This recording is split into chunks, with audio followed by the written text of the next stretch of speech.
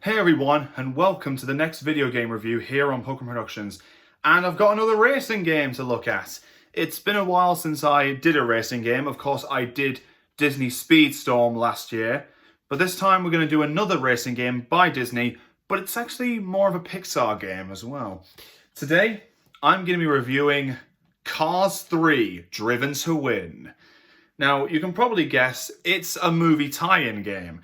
A tie-in game to the 2017 Pixar film Cars 3, which I have actually seen. I didn't see it when it first came out, but I did see it when it came out on Disney+. But I thought it was a good movie, honestly, but I'm not here to talk about the movie. I'm here to talk about the game.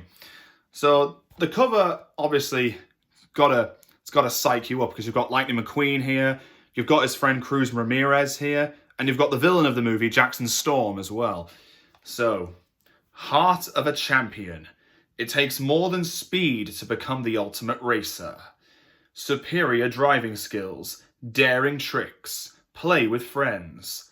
20 plus tracks and a stunt park. 20 plus racing cars. As you can see, we've got a good cast here. We've got Lightning and Mater and Cruz and Sally, and there's Chick Hicks there from the first movie. And then there's people like Miss Fritter and Dr. Damage, people like them. So as you can imagine, Cars 3 Driven to Win is a racing game because it is based on cars and everyone there is some sort of vehicle.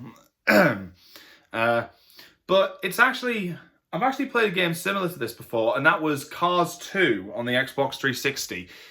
What Cars 3 basically is as a video game, it's essentially the same formula and gameplay of Cars 2, but a lot better. There's obviously the accelerating and the turning and stuff. There's also drifting that you can do. There's different tricks you can do on the track, like drifting. And you can also jump over obstacles. You can even rotate back. You can even flip your car so it can drive backwards. Obviously, the controls will be flipped as well. And you can also flip itself up to drive on two wheels. And you can also bash yourself into other cars.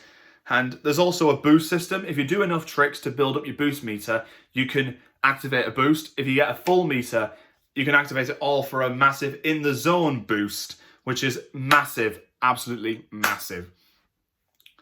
So the game pretty much follows the events of the film. Lightning McQueen is called out on Chick Hicks' TV show by the new racer Jackson Storm. And you basically have to prepare to race him by completing all these different challenges and stuff. And along the way, you do get to race against other racers the more challenges you complete. Like, you can race against Miss Fritter, you can race against Chick Hicks himself, you can face off against Mater the Greater from the Mater's Tall Tales spin-off series, before eventually getting to Jackson Storm. Now, there are different types of races you can do in Cars 3 Driven to Win. There's the classic race, where it's just a regular racing, you're just racing each other.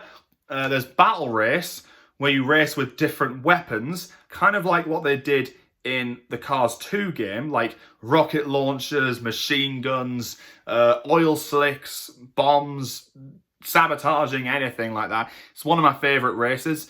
There's also Takedown, where you're on your own, and you try and take down as many cars as possible to get as many points as possible. Then there's Stunt Showcase, where it's not about winning the race. It's not about completing the race first. It's about getting the most points from stunts that you do. Like, the more stunts you do and the better they are, the more points you get. And it's that one I kind of find quite tricky. But then again, the races themselves are quite tricky because there's all these different shortcuts you can take on the track. And because of these shortcuts, I was actually beaten and nearly beaten a few times by the other racers because of this. Although it is, you can set a difficulty of races, so there's easy, medium, hard. I mainly go for medium, but you know, whatever rocks your boat, whatever spins your tires, I guess. As for the characters you can pick, of course you can choose from Lightning McQueen and his friends like Mater, Sally, Cruz Ramirez. You can even pick Guido if you want to, as in the forklift guy. Chick Hicks is there, and Jackson Storm, and all the classics. And you can also customize how they look. Like you can have light effects underneath them. You can change the sound of their horns. You can change the color of their turbo boosts.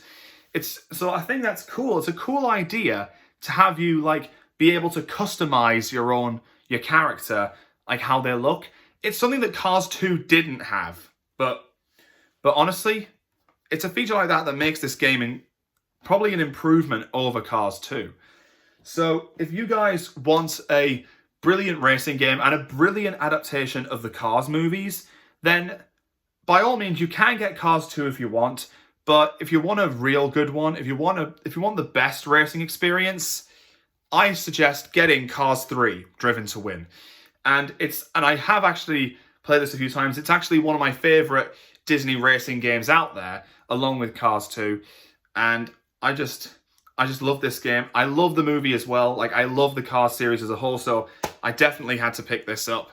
So yeah, if you guys want a good racing game and a good adaptation of Cars, pick up Cars 3 on any modern console. I, of course, have the PS4 version, but it could be on Xbox One, could be on PC, could be anywhere.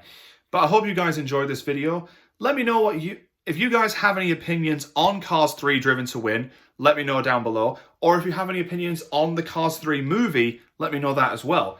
But until next time, I will see you very soon.